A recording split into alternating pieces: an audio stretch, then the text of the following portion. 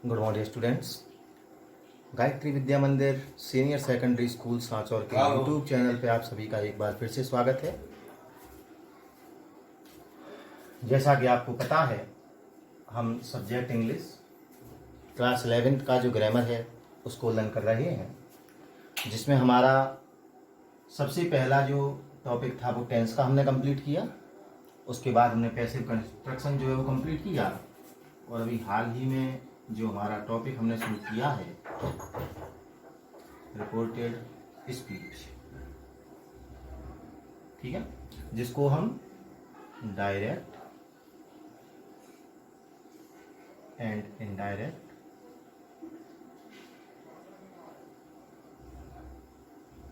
Narration भी कहते हैं। ओके, हम अभी पढ़ रहे हैं रिपोर्टेड स्पीच, या जिसको डायरेक्ट इनडायरेक्ट नरेशन कहते हैं। जब भी कोई सेंटेंस होता है वो डायरेक्ट होता है, उसको आप इनडायरेक्ट में चेंज करना है। तो आपको पता होगा कि हमने अभी तक जो रूल्स डिस्कस किए हैं असर्टिव सेंटेंसेस में, वो रूल आपको फिर से याद दिला देता हूँ। मैंने आपको बताया कि जो आपका इन्वर्टेड कॉमा होगा उसको हटा के आप किसका प्रयोग करते हैं, दैट का। एक आपको बताया मैंने कि जो रिपोर्टिंग वर्ब होगा, उस रिपोर्टिंग वर्ब का जो टेंस होगा ये परिवर्तित नहीं होता है, ठीक है, इसमें कोई परिवर्तन नहीं होगा।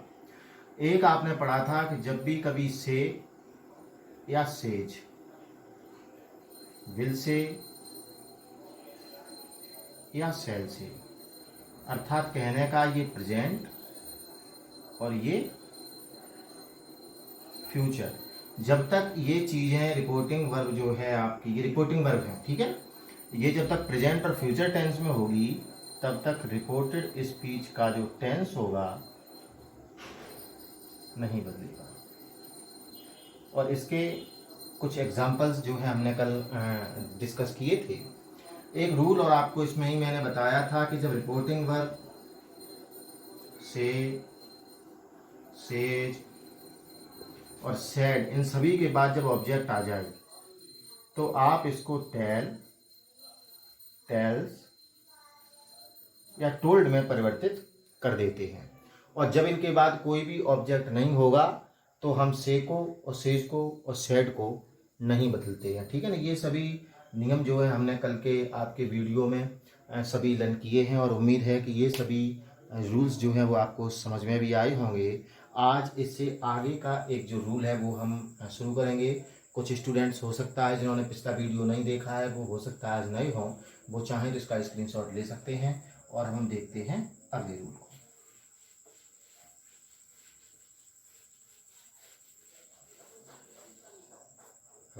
देखें, अभी तक हमने पढ़ा कि रिपोर्टिंग वर्ब जब प्रेजेंट टेंस या फ्यूचर टेंस में होगा तो रिपोर्टेड स्पीच का टेंस नहीं बदलेगा।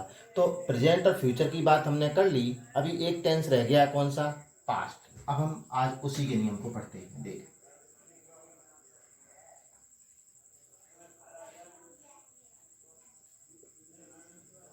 रिपोर्टिंग वर्ब जब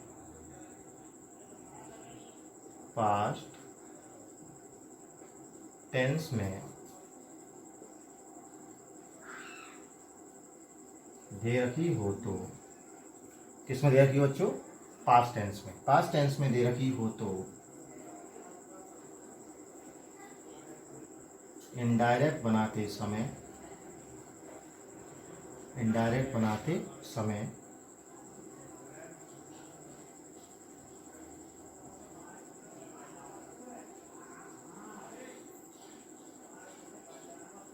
रिपोर्टेड स्पीच के टेंस में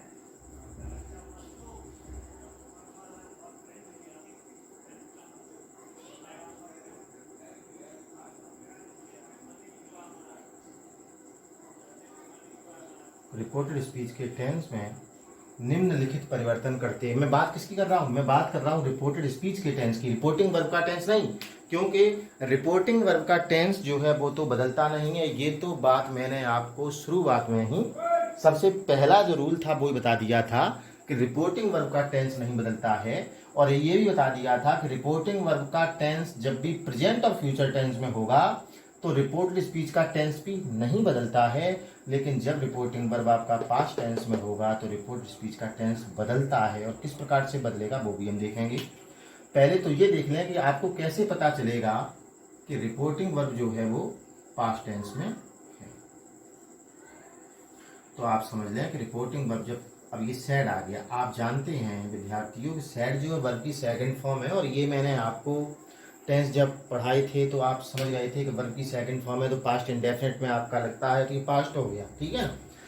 तो सैड जब आएगा तो टेंस में परिवर्तन, टेंस में भी किसके, रिपोर्टेड स्पीच के टेंस में परिवर्तन होगा। और जब तक यहाँ पे से आया होगा, जब तक यहाँ पे सेज आया होगा, जब तक यहाँ पे विल से आया होगा, और जब तक यहाँ पे सेल से आया होगा, इनमें से कुछ भी आएगा तो टेंस में परिवर्तन नहीं होगा। कौन से टेंस में, ये फिर से बता दूंगा आपको, रिपोर्टेड स्पीच के। से आ जाए, सेज आ जाए, विल से और सेल से, तो ये प्रेजेंट और ये फ्यूचर हो गया तो चेंज नहीं कर रहे हैं। लेकिन रिपोर्टिंग वर्ब जब पास्ट टेंस हो गया अर्थात जब सैड हो गया तो परिवर्तन कर रहे हैं। अब परिवर्तन क्या क्या कर रहे हैं, निम्नलिखित जो मैंने शब्द कहा है कौन कौन से परिवर्तन कर रहे हैं उसका एक चार्ट जो हम यहाँ पे अभी बनाते हैं। और मैं ये आपसे आशा करता हूँ, ऐसी उम्मीद रखता हूँ कि निश्चित रूप से यहाँ पे जो चार्ट मैं बनाऊंगा सभी विद्यार्थी जो हैं उसको याद करेंगे, ठीक है ना, अच्छी तरह से समझेंगे। क्योंकि टेंस का टॉपिक आपने से पहले पढ़ लिया है तो ज़्यादा परेशानी नहीं होनी चाहिए आपको, जैसा मेरा मानना है। तो उसका हम चार्ट बनाते हैं। सबसे पहले इस रूल का आप एक स्क्रीनशॉट ले लें, उसके बाद हम देखते हैं क्या क्या परिवर्तन टेंस के होते हैं। हाँ, तो देखें,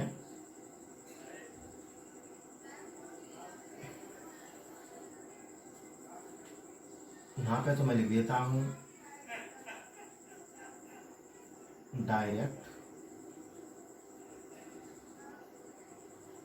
नरेशन।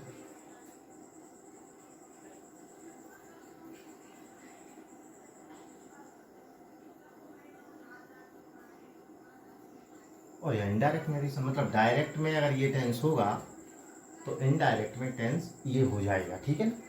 यहाँ डायरेक्ट का चेंज करके इनडायरेक्ट में कौन सा टेंस होगा इसको देखते हैं। सबसे पहला present indefinite tense. Present indefinite tense बहुत इजी है, easy to learn. Change into past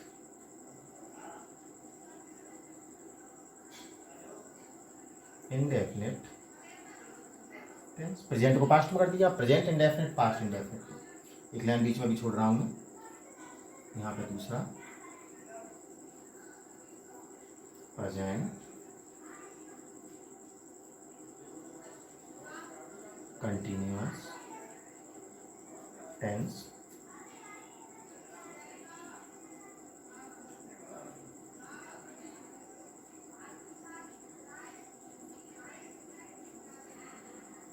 ये चेंज होगा पास्ट कंटिन्यूअस में। देखो, present indefinite, past indefinite, present continuous, past continuous. एक लाइन फिर से छोड़ दी हमने।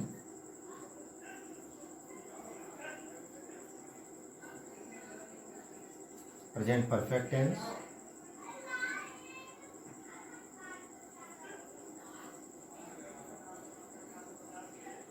ये हो जाएगा पास्ट परफेक्ट टेंस में।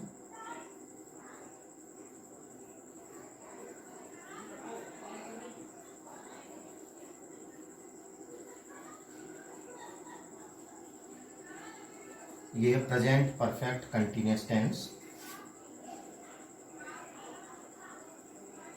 पास्ट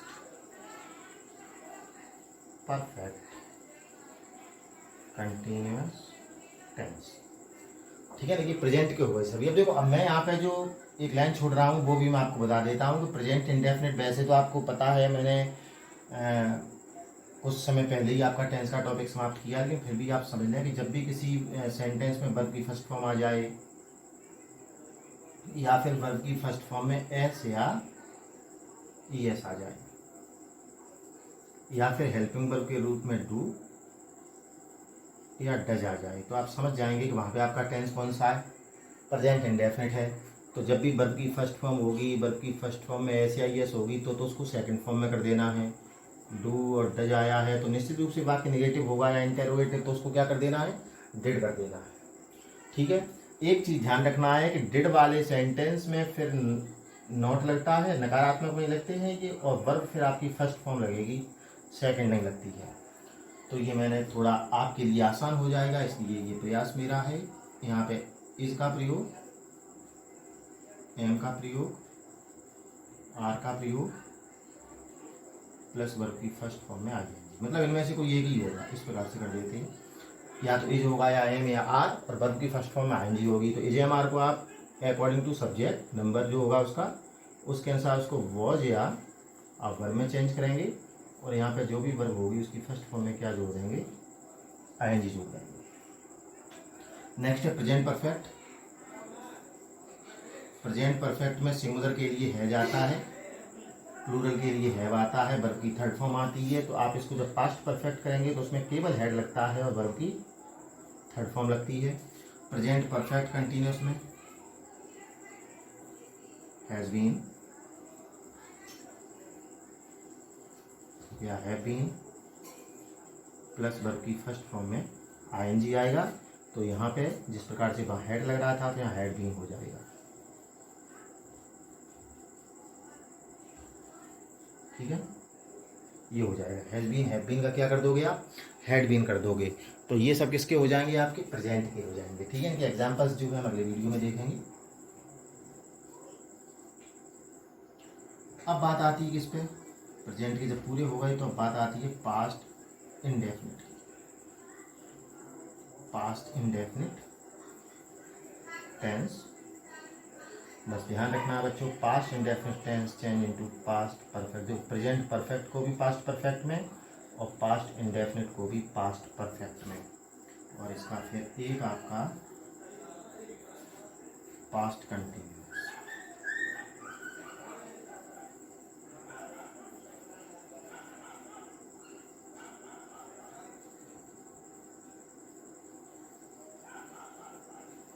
पास्ट कंटिन्यूस को कर दोगे पास्ट परफेक्ट कंटिन्यूस टेंस।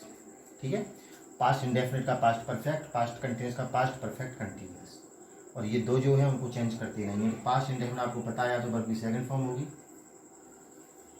या फिर डिड नॉट भी होगा या नहीं भी हो, और वर्ब की फर्स्ट फॉर्म। इंटरोगेटिव होगा तो केवल डिड भी आ सकता है। तो यहाँ पे तो आपको परफेक्ट में क्या करना है, हैड एंड वर्ब की थर्ड फॉर्म। ठीक है, अब आपको पता है कि पास्ट कंटिन्यूस में आपकी जो हेल्पिंग वर्ब है वो कौन सी लगती है, पास्ट कंटिन्यूस में लगती है आपकी सिंगुलर के लिए वॉज का प्रयोग करेंगे, या के लिए वर का प्रयोग करेंगे। जो भी वर्ब होगी उसकी फर्स्ट फॉर्म में आप क्या जोड़ देंगे, आईएनजी। तो यहाँ पे आप किसका प्रयोग कर देते हैं, हैड बीन प्लस वर्ब की फर्स्ट फॉर्म में आईएनजी। ठीक है, तो टेंसेस के ये परिवर्तन हुए। प्रेजेंट इंडेफिनिट पास्ट इंडेफिनिट में, प्रेजेंट कंटिन्यूस पास्ट कंटिन्यूस में, प्रेजेंट परफेक्ट पास्ट परफेक्ट में, present perfect continuous past perfect continuous में, पास्ट इंडेफिनिट को पास्ट परफेक्ट में, और पास्ट कंटिन्यूस टेंस को पास्ट परफेक्ट कंटिन्यूस टेंस में। ठीक है ना, और इसके अलावा इसके कुछ जो मॉडल किस प्रकार से चेंज होते हैं हम उनको भी देख लेते हैं। सबसे पहले आप इसका एक स्क्रीनशॉट ले लें। हाँ, अब जैसे कुछ मॉडल आते हैं आपके, तो बता दूंगा आपको। जैसे कि यहाँ विल आ जाएगा, तो विल को किस में चेंज कर दोगे, वुड में। शैल होगा तो शैल को क्या कर दोगे, शुड कर दोगे। कैन को क्या कर दोगे, कुड कर दोगे। मे को क्या कर दोगे, माइट कर दोगे। मस्ट को क्या कर दोगे, हैड टू कर दोगे। कभी कभी सेंटेंस में केवल वॉज वर आ जाएगा तो उसको कर दोगे हैड बीन।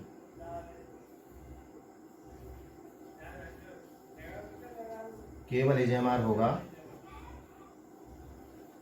तो उसको कर दोगे भौजिया होगा। ठीक है, ये कुछ मॉडल्स हैं और आगे की कुछ हेल्पिंग वर्ब्स हैं। तो उम्मीद करता हूँ कि ये आपको समझ में आ गया होगा कि प्रेजेंट के सभी पास्ट में चेंज करने हैं, पास्ट इंडेफिनिट को पास्ट परफेक्ट में, पास्ट कंटिन्यूस को पास्ट परफेक्ट कंटिन्यूस में। इसका ध्यान रखना है। विल को वुड में, सेल को शुड में, कैन को कुड में, मे को माइट में, मस्ट को हैड टू में, वॉज वर को हैड बीन में, इज एम आर को वॉज वर में। ठीक है ना, ये चेंज करने हैं। तो ये सबसे पहला काम आपका रहेगा कि ये पूरा चार्ट जो है वो टेंस का आपको याद होना चाहिए, क्योंकि सबसे महत्वपूर्ण चीज़ आपकी यही है, क्योंकि आप ये नियम यहाँ पे पढ़ेंगे असर्टिव सेंटेंस में और 5 सेंटेंस में ये लागू होता है। तो इसको आप याद करें और अगले वीडियो में हम इसके एग्जाम्पल्स किस प्रकार से किए जाएंगे उनको समझने का प्रयास करेंगे। तब तक आप पढ़ते रहें, स्वस्थ रहें, सुरक्षित रहें। धन्यवाद।